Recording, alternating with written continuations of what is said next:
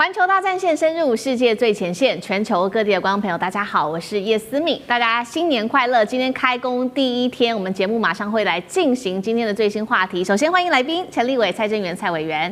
思敏好，大家好。前国安会副秘书长杨永明老师。思敏好，各位新年好。前海军舰长吕礼士舰长。主持人好，各位观众大家好。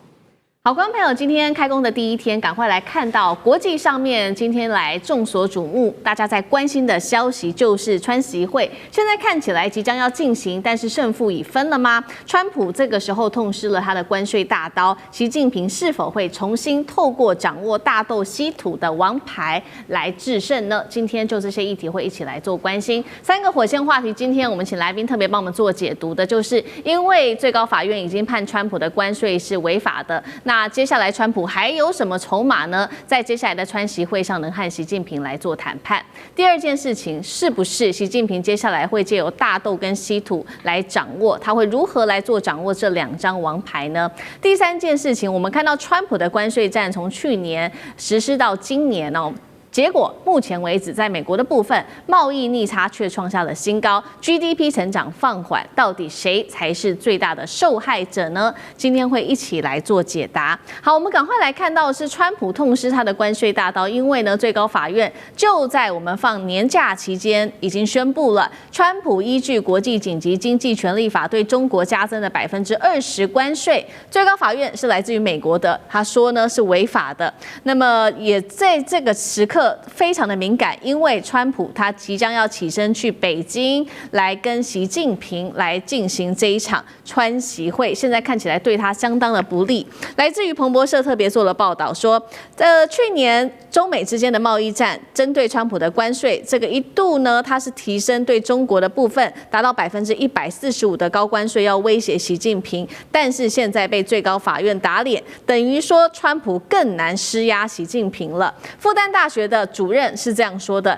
这一项裁决让中国大陆处于更强势的谈判地位，而大豆将会成为中国大陆手中非常重要的王牌。节目一开始特别请教委员怎么看接下来的习川会即将登场，川普还剩下什么样的筹码？而习近平手上握有的不管是稀土、大豆这两张王牌会怎么来做使用？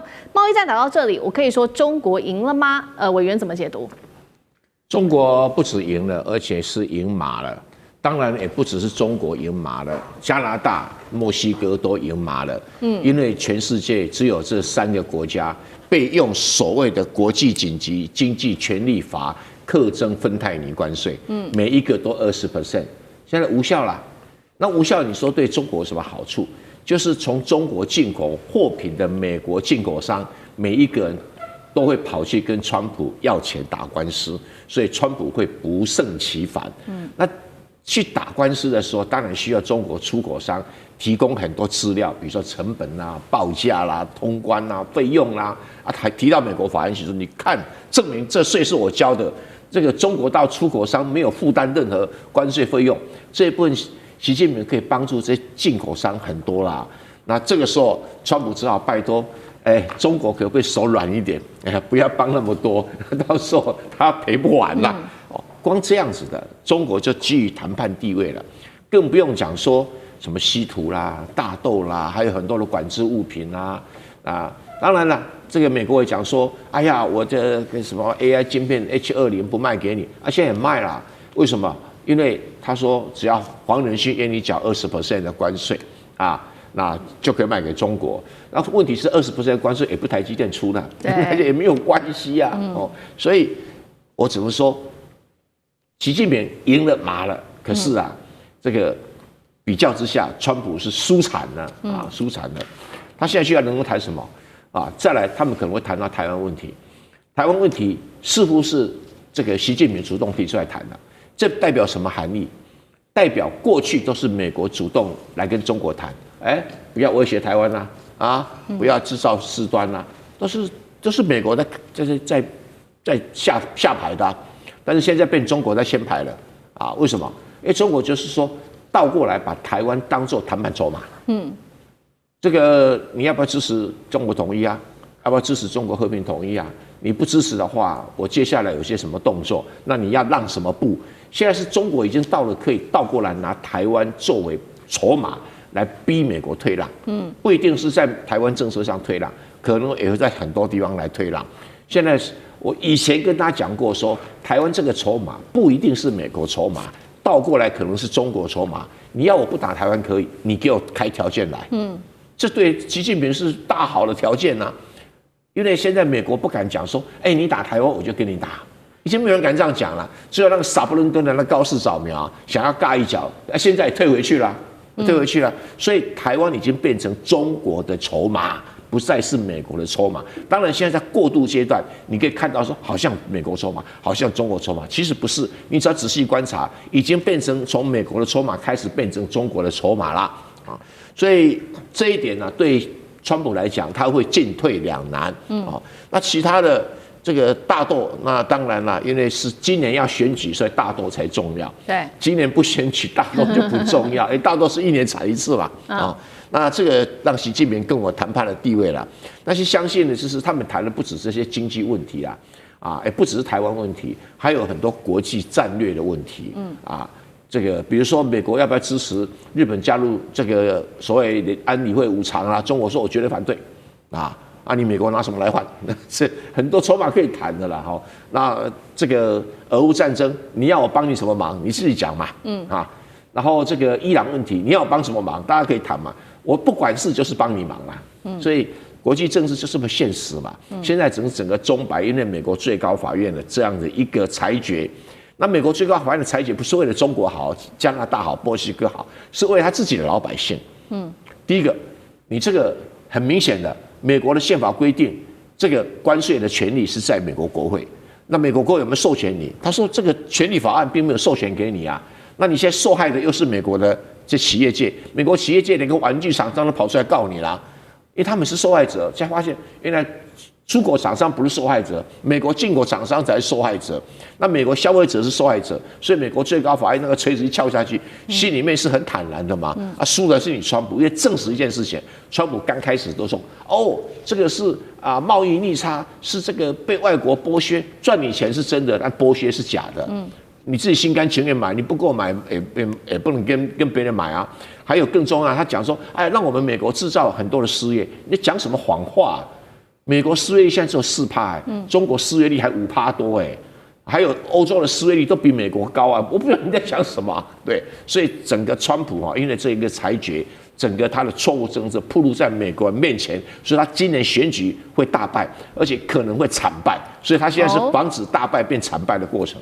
好，所以我们看到美国最高法院的这一场判决，现在看起来对川普来说，整体看起来是相当不利。那针对于中美之间的谈判，接下来的习川会有什么样后续的影响？等一下我们请杨老师来继续带我们看。那等于说，目前中国大陆手中除了掌握大豆稀土跟台湾问题的这个主导权之外，我们也来看到现在中美之间在彼此的进口市场的份额到底表现如何？商务部来自于美国的商务部最新的统计说呢，中国大陆从美国进口的市占率已经正式的跌破10%，创下2000年以来最低。等于说中美之间的贸易现在是在加速脱钩，但是呢，要注意到另外一个数字又比较不一样了，也就是美国从中国进口的这个金额3080亿美元，虽然是下降了，但是其实占比还是蛮高的。那上海的复旦大学学者他认为说，最高法院的裁决接下来会推升中国大陆对美的出口，但是重点来了，接下来中国厂商也对川普很没有信任感，所以恐怕影响中企对于美国的投资。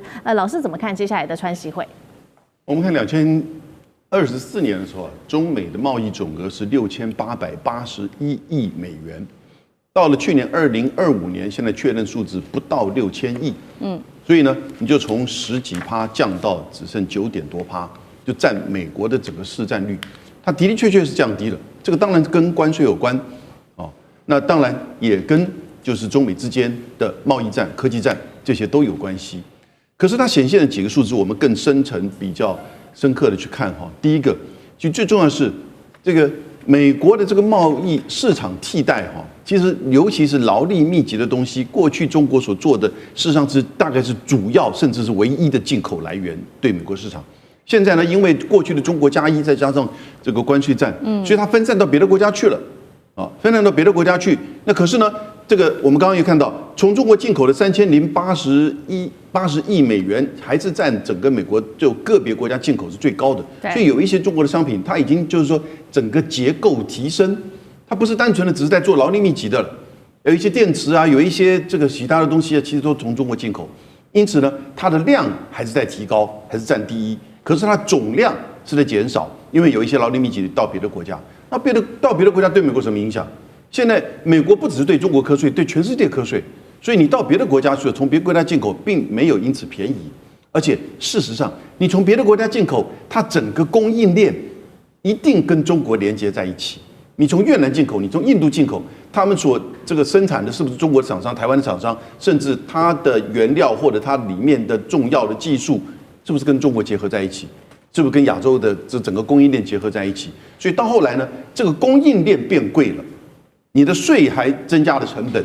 因此呢，你不从中国进口 ，OK， 你从别的国家进口，事实上美国等于是负担更多。对，这个从一个国家的经济跟贸易角度而言，其实这个就是政治介入到贸易的环节，使得人民的负担更大。那它当然就会产生生活上、民生上，甚至通膨上的压力。那我必须要提到，另外也就是说，其实中国现在当然它也就扩散到非美市场，你看到欧洲、东南亚，然后呢拉丁美洲，现在都是第一大贸易伙伴。那这一阵子呢，德国。中国大陆又成为德国的第一大贸易伙伴，所以呢，美国虽然失去第一大贸易伙伴，总量降少，但是呢，它的产品的这个结构在提升，然后呢，美国就跟别的国家去买，其实最后还是跟中国供应链结合在一起，更贵的东西进口到美国，也就是说让大家都赚一手。的这种说法，那中国大陆呢，也因为这样子而去开拓的就是非美贸易，这当然也跟川普的贸易战，它不只是对中国课关税，它对全球课关税，那大家也开始愿意去跟中国更进一步加强贸易关系，所以整个川普根本就真的是川建国，现在是真的是帮助中国大陆贸易的拓展，然后呢减少对美国的依赖，这倒是真的。我们看到24年到25年。的一个发展趋势。所以整体来看，川普的关税战打到现在，减少了对中国商品的购买的依赖哦，但是跟其他国家购买其他国家商品，反而造成美国自己的进口商品的这个费用变高了，消费者自己去买单。川普原来他关税战的利益就是要振兴美国的制造业跟经济，但是我们也要来看到现在有几个数据真的是打脸川普。首先，在美国的最高法院裁决这一项决议的前一天，美国公布它的去年2025全年贸易逆差1.24兆美元，创历史新高。第4季度 GDP 只有1.4%，远低于市场的2.8%，而且通膨仍然在持续。吕舰长怎么看？有关于通膨的问题啊，川普只有一个解方，就是骂联准会的主席鲍尔，那这是他的一个解方。但是我们从关税这个角度来看的话，其实川普从来他的对于对等关税从来就不是只是针对关税本身而已，他其实在这个有关于地缘政治上面，它有非常重要的一个意义，也就是它其实最重要是要拆解中国大陆的这一个供应链。那这是一个部分啊，但是呢，他原来是想这样做，但是事与愿违，朝着相反的方向，反而是因为这样的一个他提出对等关税，然后中国不退不贵，然后反而让中国大陆成为这一些南方国家的真正扬手，然后需要团结的对象。另外，我们讲到的就是卡尼在达斯沃那个论坛里面讲到的，中等强国必须要团结一起，因为大家都被川普欺负得很惨。这个也就是我们讲到说，如果说从这个关税来看是如此，但是如果说从美国国内的经济来看啊，我们可以看到这个是有关于实际 GDP 的一个变化的状况。其实我们应该看的是从第一季开始，因为第一季其实是跟川普就任开始。可是如果我们这样看，现在就是才刚刚过去的第4季，其实是最糟糕的这个部分，因为关税所产生的所有的副作用，通通在这里产生。那而且呢，我们这边所看到的，也就是这个有关于私人国内的一个投资的总额，其实在不断的萎缩，但是个人消费的支出，我们在这边可以看到这个深紫色的这个部分哦。那其实我们看到这一个时间是感恩节所造成的这个黑色星期五的这个大采购啊，那但是呢，它还有一部分，也就是圣诞节的预期心理。那但是推到这个时候，其实只剩圣诞节了。但是我们来看这一些部分呢，也就是川普是怎么讲的？川普说，其实为什么我们看到这一个有关于紫色这个部分，也就是货物及服务进出口的部分完全的萎缩，跟谁有关？跟国会有关啊！他直接甩锅国会，因为国会关门嘛。那关门不是他认为不是他造成的，但是实际上来讲，这个是国会对于牵制川普的一种方式。所以我们看来看去啊，那其实川普要为这个第4季的这个 GDP 的大幅的缩减负最大的责任。好，谢谢舰长。那我们休息一下，马上回来。